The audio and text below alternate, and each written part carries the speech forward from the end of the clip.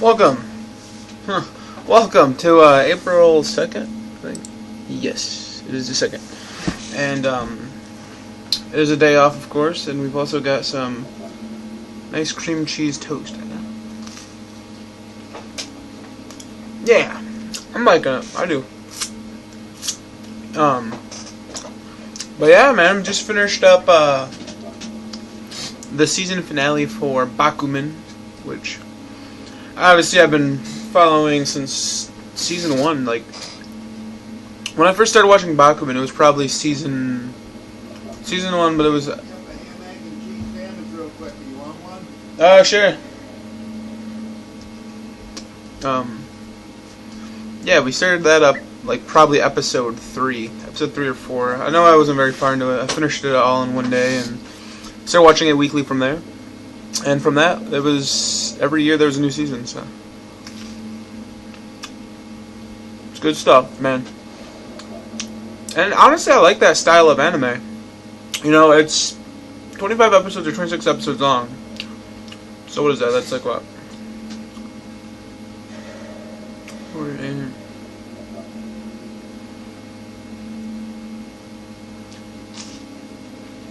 I don't know. Basically a fuckload of episodes. Yeah, what does it take? It takes like 3 or 4 months for like a season to end, which is... It's so different. Well, yeah, I just realized that.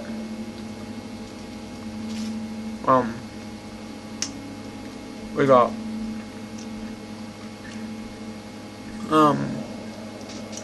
Yeah, like, I don't know. It feels a lot longer when you think about it that way.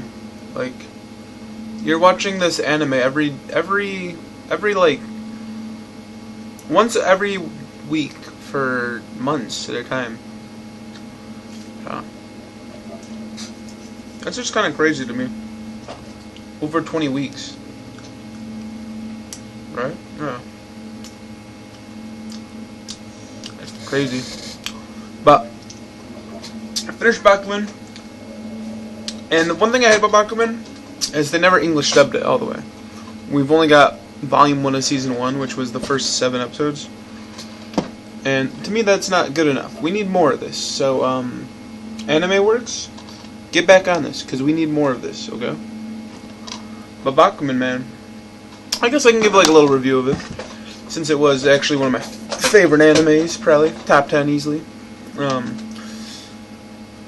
I've talked about it so many times, but basically, 2 teenage boys, I think they're in middle school, they come together with a dream to create manga. Alright. Now, one of the kids is pretty skeptical about it, because he's like, my uncle is this famous manga guy. He didn't, like, he had a dark past with it, basically. Like, his theory was, you're either made to do manga, in that case you're a genius, and you immediately pick up on it and you can make a masterpiece, or you're just taking a gamble and you're just kind of you know, kind of using your brain more instead of your creativity to come up with ideas that could appeal to people. So you're a gambler in that situation, and pretty much the main characters, they gamble for a while, but then they start realizing that they're more than that. So the reason they get into manga, really, because the main character at this point was like, my uncle died from doing manga. It's not that good of a thing to get into, because ultimately if you're not made to do it, you're not gonna succeed in it or whatever. So he basically his crush or whatever, they kind of get pressured into a situation together, and he says like, if I make a manga and it becomes an anime, would you be the main heroine in it, like voice the main heroine? And she says yes. And then he's still like bugging out because he's so happy, and he's just like, he basically blurts out, will you marry me if this happens? And then she's like, blurts back, oh, of course, or whatever. And they basically, from that point on, they set their dream into stone, and the journey to make the world's, not the world's greatest manga, but really their first anime. They want to get their first anime out there as quick as possible, so the main character can get married to his dream girl faster.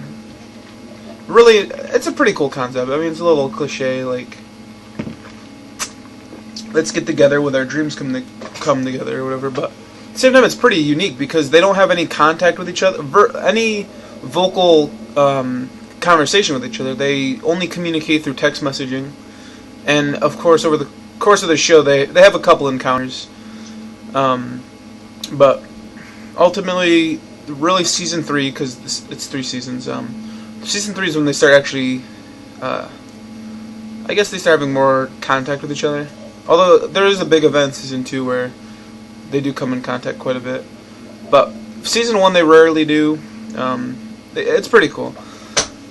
But it's a really interesting manga because it is about the underground side of manga world. Like, how does it work? Where's the business side coming in? Because manga in Japan is really business oriented. You know, not only are they selling weekly volumes of manga chapters, they're also compiling those into volumes and selling those. So there's all these factors that come into manga that we get to learn about in this anime, and what makes a hit. If it's not in the top 10 standings of the week for a certain period of time, that manga will get canceled. They cover a lot of different various things over the course of the show. Really interesting stuff too. And sometimes they have to go behind the editor's back and kind of take their own initiative because they start doubting their editor's judgment. That's another big part of the show too. Is every manga artist has a editor who basically goes back to the company and basically they have final judgment on their chapter. So you get. He's like, they basically have meetings every week, and he's like, alright, so I'll read your chapter for next week, and I'll tell you what you need to change before we can put it into the weekly issue or whatever. And, there's a lot of things based around that too. Like, later on there's a certain editor who doesn't really want them to succeed, so he kind of just, like, fucks with them, points them in the wrong direction and stuff, and they kind of have to go against his back and request a new editor, which is basically, like, it's horrible if you do that. That could ruin a person's career just because of that. It'll either, like, self-destruct you or it'll ruin that person.